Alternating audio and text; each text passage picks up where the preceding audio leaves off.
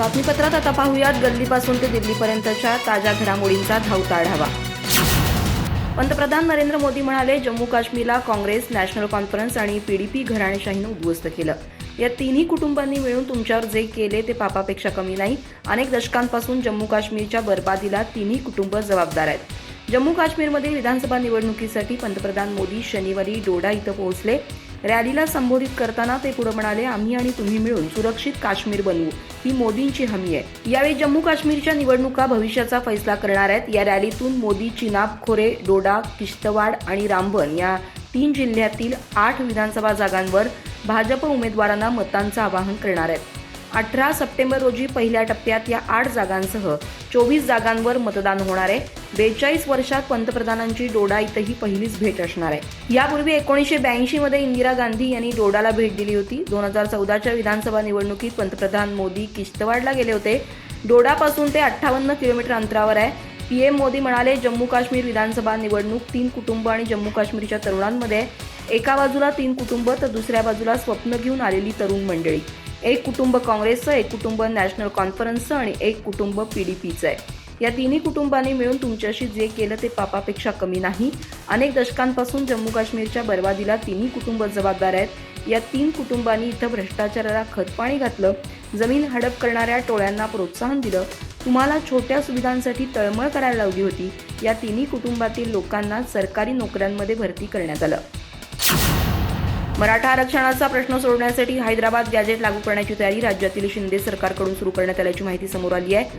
या पार्श्वभूमीवर विधानसभा निवडणुकीच्या आधीच महायुती सरकार हैदराबाद गॅजेट लागू करण्याचा निर्णय घेऊ शकतं. यावर मराठा आंदोलक मनोज जरांगे पाटील यांनी एकनाथ शिंदे यांच्यावर टीका केली आहे. मुख्यमंत्र्यांना मानणारा मराठ्यांचा मोठा वर्ग आहे. गॅजेट लागू झाल्यानं सगळ्यांना फायदा होणार आहे. मात्र मुख्यमंत्र्यांनी दगाफटका केला तर समाजाच्या मनातून मुख्यमंत्री उतरतील, अशा शब्दात जरांगे पाटील यांनी एकनाथ शिंदे यांना सुनावलंय. हैदराबाद गॅजेट लागू करा ही आमची आत्ताची मागणी नाही, तर मागील वर्षभरापासूनची ही मागणी आहे. ती लागू करण्याचा आत्ता हालचाली सुरू झाल्या आहेत. हे महाराष्ट्रातील गोरगरीब मराठ्यांचे मोठं यश असल्याचं मनोज जरांगे पाटील यांनी म्हटलंय. शंभूराज देसाई यांनी 3 महिन्यांपूर्वीच याबाबत प्रयत्न सुरू केलेत. आम्हाला सगळे सोयऱ्यांची अंमलबजावणी झाली पाहिजे अशी आमची मागणी असल्याचं देखील मनोज पाटील यांनी म्हटलंय.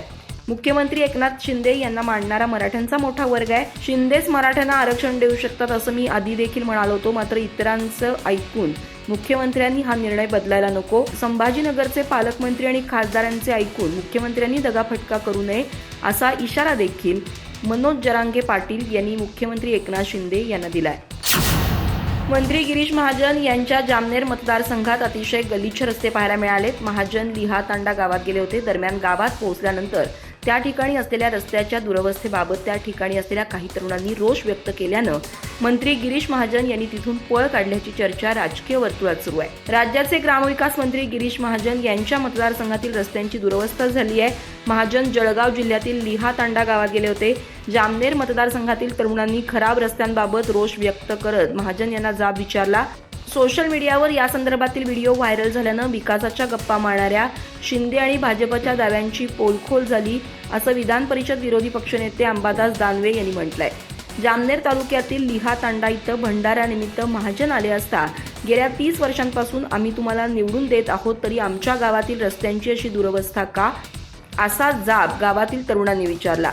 ग्रामस्थांच्या प्रश्नांचं उत्तर न देता महाजन यांनी तिथून पळ काढल्याचा दावा विधान परिषदेचे विरोधी पक्षनेते अंबादास दानवे यांनी केलाय.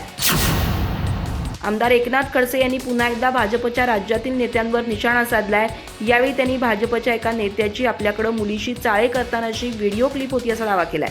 ही क्लिप अनेक दिवस माझ्याकडे होती, पण एके दिवशी ती अचानक मोबाईलमधून डिलीट झाली असं ते म्हणाले. हा दावा करताना खडसेंनी कोणत्याही नेत्याचं नाव घेतलं नाही, पण त्यांच्या या दाव्यामुळे राजकीय गोटात एकच खळबळ माजली आहे. एकनाथ खडसे यांनी एका मराठी वृत्तवाहिनीशी बोलताना वरील खळबळजनक दावा केला. ते म्हणाले, माझ्याकडे भाजपचा एक नेता मुलीची चाळे करतानाचा एक व्हिडिओ होता. हा व्हिडिओ मी भाजपच्या दिल्लीतील वरिष्ठांनाही दाखवला. तो व्हिडिओ कुणाचा होता मी सांगणार नाही, पण तुम्हाला जी नावं माहिती आहेत त्यापैकीच हा एक होता. मी मुक्ताईची शपथ घेऊन सांगतो, माझ्याकडे भाजपचा नेता मुलीसोबत चाळे करतानाचा व्हिडिओ होता. जवळपास 15 ते 20 दिवस तो व्हिडिओ माझ्याकडे होता. मी तो काही पत्रकारांनाही दाखवला, पण नंतर तो अचानक माझ्या मोबाईलमधून डिलीट झाला. तो डिलीट कसा झाला हे मलाही समजलं नाही, कारण मला मोबाईलमधलं फार समजत नाही. एकनाथ खडसे पुढे म्हणाले, हा व्हिडिओ आढळल्यानंतर मी माझ्या पीएला तो दुसऱ्या एका मोबाईलमध्ये ट्रान्सफर करण्याची सूचना केली, पण त्यावेळी ते शक्य झालं नाही. हा व्हिडिओ ज्या व्यक्तीने मला दिला त्याला नंतर मॅनेज करण्यात आलं. त्याला एक फ्लॅट आणि 5-10 कोटी देण्यात आले. आता तो माणूस त्यांच्या बाजूने आहे. त्याची प्रॉपर्टीही आता 25 कोटींच्या वर पोहोचली आहे. तो माणूस कोण आहे हे सर्वश्रुत आहे, पण हातात पुरावे नसल्यामुळं फार बोलता येत नाही. कुणाचं चारित्र्य काय आहे हे सर्वांना ठाऊक आहे. मुख्यमंत्री एकनाथ शिंदे हे आनंद दिघे यांच्या नावानं राजकारण करत असतात. मात्र आता दिघे यांच्या आनंदाश्रमातून एक व्हिडिओ सध्या सोशल मीडियावर व्हायरल होतोय. या व्हिडिओमध्ये गणपती उत्सवात ढोल पथकावर पैसे उडवल्याचं दिसून येत आहे. मात्र यावरून आता एकनाथ शिंदे यांच्या शिवसेनेच्या अडचणी वाढण्याची शक्यता आहे. दिघे साहेबांच्या आनंदाश्रमात नोटा उधळल्या, यातून दिघे साहेबांच्या समाजसेवेचं पावित्र्य नष्ट केले असल्याची टीका शिवसेना उद्धव बाळासाहेब ठाकरे गटाने केली आहे. तुम्ही आनंदाश्रमात नोटा उधळल्या, यामुळे दिघे साहेबांच्या समाजसेवेचं पावित्र्य नष्ट केलं, आमचा आनंद हरपला, अशा शब्दात आनंद दिघे यांचे पुतणे केदार दिघे यांनी मुख्यमंत्री एकनाथ शिंदे यांच्या शिवसेनेवर निशाणा साधलाय. आगामी विधानसभा निवडणुकीच्या माध्यमातून उद्धव ठाकरे गट केदार दिघे यांना एकनाथ शिंदे यांच्या विरोधात उमेदवारी देण्याची शक्यता वर्तवली जात होती. या पार्श्वभूमीवर या घटनेला विशेष महत्त्व प्राप्त झालंय. या संदर्भात एकनाथ शिंदे यांच्या गटाचे नेते नरेश म्हस्के यांनी देखील प्रतिक्रिया दिली आहे. दिघे साहेब ढोल पथकांना मोठ्या प्रमाणात बक्षिसांचं वाटप करत होते. मात्र आनंद आश्रमात ज्या पद्धतीनं नोटा उधळण्यात आल्या ती पद्धत चुकीची असल्याचं नरेश म्हस्के यांनी म्हटलंय. या माध्यमातून नरेश म्हस्के यांनी एका अर्थानं पदाधिकाऱ्यांचे कान टोचले. देवेंद्र फडणवीस यांनी आपल्या एकुलत्या एक मुलीची शपथ घेऊन मला राज्यपाल करण्याची ग्वाही दिली होती. या आमदार एकनाथ खडसे यांच्या दाव्यावर स्वतः फडणवीस यांनी शनिवारी प्रतिक्रिया दिली. मी एकनाथ खडसे काय म्हणाले ते ऐकलं नाही, पण त्यांच्याविषयी आमच्या केंद्रीय नेतृत्वानं निर्णय घेतला असून हा निर्णय आम्हाला मान्य असेल असं ते म्हणाले. एकनाथ खडसे यांनी शुक्रवारी एका मराठी वृत्तवाहिनीशी बोलताना देवेंद्र फडणवीस यांनी मला राज्यपाल करण्याचा शब्द दिला होता असा दावा केला होता. एवढंच नाही तर त्यांनी याविषयी आपल्या एकुलत्या एक मुलीची शपथ घेतल्याचंही ते म्हणाले होते. पत्रकारांनी शनिवारी याविषयी उपमुख्यमंत्री देवेंद्र फडणवीस यांना छेडलं असता त्यांनी आपण खडसेंचं विधान ऐकलं नसल्याचं स्पष्ट केलं. एकनाथ खडसेंचं विधान मी ऐकलं नाही, पण खडसेंच्या बाबतीत आमच्या केंद्रीय नेतृत्वानं निर्णय घेतलाय. तो निर्णय आम्हाला सर्वांना मान्य आहे. केंद्रीय नेतृत्वाशी चर्चा करून त्याबाबत गणेशोत्सवानंतर योग्य तो निर्णय घेतला जाईल असं देवेंद्र फडणवीस नागपूर विमानतळावर पत्रकारांशी बोलताना म्हणाले. महाराष्ट्र सरकारनं 18 सप्टेंबर रोजी ईद-ए-मिलादला सार्वजनिक सुट्टी जाहीर केली आहे. याबाबत काँग्रेस नेते नसीम खान आणि AIMIM नेते वारिस पठाण यांच्या वतीनं सरकारकडे मागणी करण्यात आली होती. शिंदे सरकारनं मुस्लिम समाजाच्या मागणीनुसार ही घोषणा केली असल्याचं म्हटलंय. मुंबई शहर आणि मुंबई उपनगरात ईद-ए-मिलादची सुट्टी 16 सप्टेंबरऐवजी 18 सप्टेंबरला दिली जाईल. हा आदेश राज्य सरकारनं जारी केलाय. ईद-ए-मिलाद 16 सप्टेंबरला आणि गणपती विसर्जन 17 सप्टेंबरला आहे. अशा परिस्थितीत महाराष्ट्र काँग्रेसचे नेते नसीम खान यांनी नुकतंच मुख्यमंत्री एकनाथ शिंदे आणि उपमुख्यमंत्र्यांना पत्र लिहून ईद-ए-मिलादची सुट्टी 16 सप्टेंबरऐवजी 18 सप्टेंबरला करावी अशी मागणी केली होती. हा निर्णय मुंबईसाठी लागू करण्यात आला असला तरी इतर जिल्ह्यांमध्ये स्थानिक समाजाच्या मागणीनुसार निर्णय घेण्याचे अधिकार जिल्हाधिकाऱ्यांना देण्यात आले. त्यानुसार जिल्हा पातळीवर सुट्टीचा निर्णय हा जिल्हाधिकारी घेणार आहेत.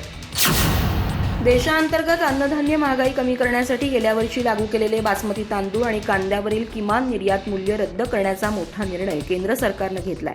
त्याचबरोबर खाद्यतेलावरील आयात शुल्क वाढवण्याचा महत्त्वपूर्ण निर्णय घेण्यात आलाय. या निर्णयामुळे देशातील कांदा, बासमती तांदूळ आणि सोयाबीन उत्पादक शेतकऱ्यांना मोठा दिलासा मिळालाय. केंद्र सरकारनं घेतलेल्या या निर्णयाबद्दल उपमुख्यमंत्री अजित पवार यांनी प्रधानमंत्री नरेंद्र मोदी, केंद्रीय गृहमंत्री आणि सहकार मंत्री अमित शहा यांचे आभार मानले आहेत. कांद्यासह बासमती तांदळावरील निर्यात मूल्य रद्द करण्याबरोबरच खाद्यतेलावरील आयात शुल्क वाढवण्याची आग्रही मागणी उपमुख्यमंत्री अजित पवार यांनी केंद्रीय मंत्री अमित शहा यांच्यासह केंद्रीय वाणिज्य मंत्रालयाकडे सातत्यानं केली होती. त्यांच्या या मागणीला यश आलंय. देशांतर्गत अन्नधान्याच्या महागाईला नियंत्रित करण्यासाठी कांदा आणि बासमती तांदळावर निर्यात मूल्य लावलं होतं. काल केंद्र सरकारनं कांद्यावरील निर्यात मूल्य हटवलं. या निर्णयाचा शेतकऱ्यांना फायदा होणार आहे. त्याचबरोबर खाद्यतेलाच्या आयात शुल्कात मोठी वाढ करण्यात आली आहे.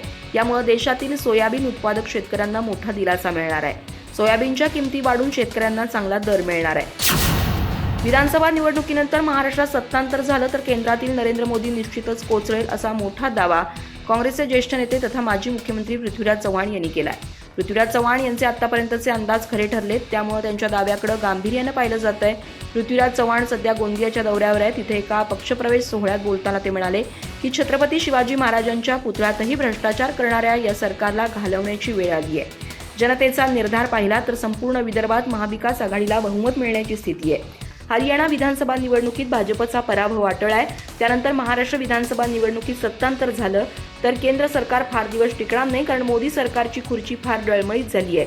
विधानसभा निवडणूक झाल्यानंतर चंद्राबाबू नायडू आणि नितीश कुमार केंद्राच्या सत्तेतून बाहेर पडतील, त्यामुळे अटल बिहारी वाजपेयी यांच्या 13 महिन्यांच्या सरकारची पुनरावृत्ती झाल्याशिवाय राहणार नाही. सद्यस्थितीत केंद्र सरकारला बेरोजगारी, महागाई, शेतकरी आत्महत्या आदी कोणताही प्रश्न सोडवता आला नाही. राज्यातील तिघाडी सरकारही या प्रकरणी अपयशी ठरलंय. सध्या तर त्यांच्या 3 तिघाडी काम बिघाडी सरकारमध्ये प्रचंड तणावाची स्थिती आहे, असं ते म्हणाले. राज्य मंडळाच्या शाळांसोबतच इतर मंडळाच्या शाळांमध्ये देखील मराठी विषय हा गांभीर्याने शिकवला जावा, यासाठी राज्य सरकारनं महत्त्वाचा निर्णय घेतलाय. आतापर्यंत इतर माध्यमांच्या शाळांमध्ये मराठी भाषा विषयाची परीक्षा घेऊन श्रेणी दिली जायची, मात्र आता मराठी भाषा विषय शिकवणं अनिवार्य करण्यात आलंय. शैक्षणिक 2025-26 यापासून मराठी भाषा विषयाची परीक्षा घेऊन विद्यार्थ्यांना श्रेणीऐवजी गुण दिले जाणार आहेत. राज्यामधील सर्व खासगी आणि सरकारी माध्यमांच्या शाळांमध्ये मराठी भाषा अध्ययन सक्तीचं करण्याचा निर्णय राज्य सरकारच्या वतीनं जाहीर करण्यात आला आहे. 2025-26 या शैक्षणिक वर्षापासून सर्व माध्यमातील शाळांमध्ये मराठी विषयाची परीक्षा घेऊन श्रेणी स्वरूपाचं मूल्यांकन न करता गुणांकन पद्धतीनं परीक्षेचं मूल्यांकन केलं जाणार आहे. सरकारकडून मराठी भाषा सक्तीची अंमलबजावणी संदर्भात सूचना करण्यात आली आहे. श्रेणी स्वरूपातील मूल्यांकनामुळे इतर माध्यमातील शाळांमध्ये मराठी विषय गांभीर्यानं शिकवला जात नसल्याचं समोर आल्यानंतर राज्य सरकारकडून या संबंधातल्या सूचना देण्यात आल्या आहेत.